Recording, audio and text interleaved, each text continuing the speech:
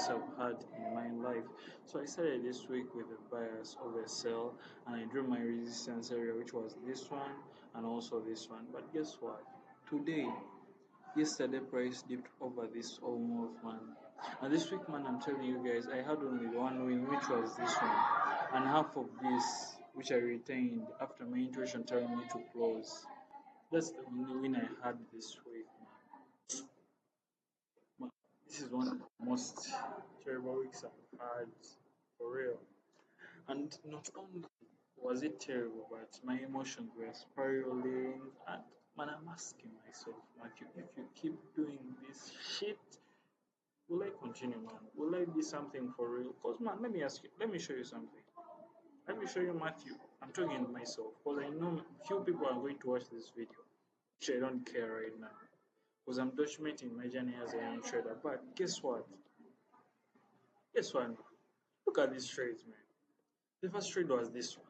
I entered, I didn't see any information. You guys, right now I'm trading on a funded account, and the way I've been trading on my trail account has started to differ from my funded account.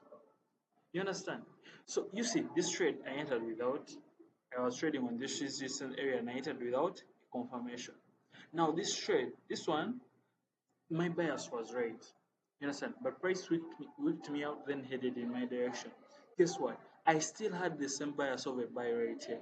But the first trade, I entered without a confirmation. This first trade right here, without a confirmation. This second trade, I entered without a confirmation. No, price whipped me out during the New York session because price was trying to come from the New York session. Then price, I don't know if you guys even can see close. Let me go to the 3rd minute time frame. I'm going to come back and see these videos for real, man. I've realized why, guys, for real, 90% of the traders fail programs.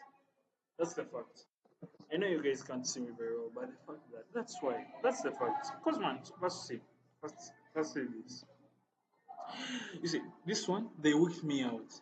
Price headed in my direction. And guess what, guys? I noticed that here in Uganda, New York session is probably in the evening. And that's where the market has a lot of volatility. That's where big players are coming market, the economy is active or even something like that.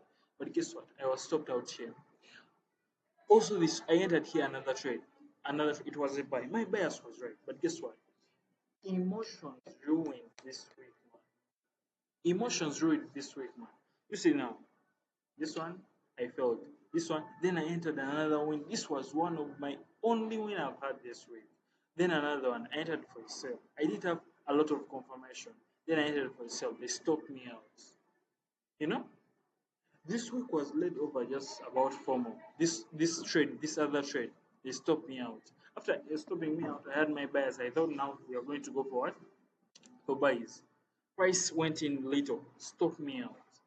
Came here. I went for another buys. Price came. And remember, we had news on that particular day. It was probably those news where they maybe call something. I don't remember those news. But I had a bias that it's going to go bullish. Price went bullish a bit, stopped me out. And what I noticed, Matthew, I'm talking to myself, yeah, setting unrealistic stop losses or take profits. So I saw this break of structure right here and also another break of structure. I said to myself, now price is trying to head for a sell. You understand? I went for a sell right here, I put my stop loss, and this was a really scalp setup, and I was targeting these lows. Guess what? Guys, price came and did like this and went up. It stopped me out again. Very annoying. After taking out this high, came back, hit my TP. You understand?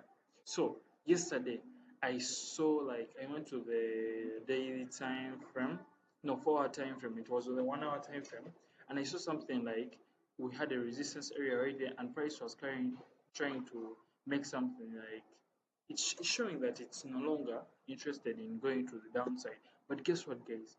During the New York session yesterday, price came dumped. So when I came back from church, I was a little bit frustrated. I had random trades, two fucking random trades. Can you just imagine? I saw this minor resistance. I had two stupid random trades. Got me, stopped me out. So this morning, I think I was just walking, analyzing from my NT5. And guys, I think we need to get laptops, man. So I entered other trades, guys. For real, guys, that's the end of the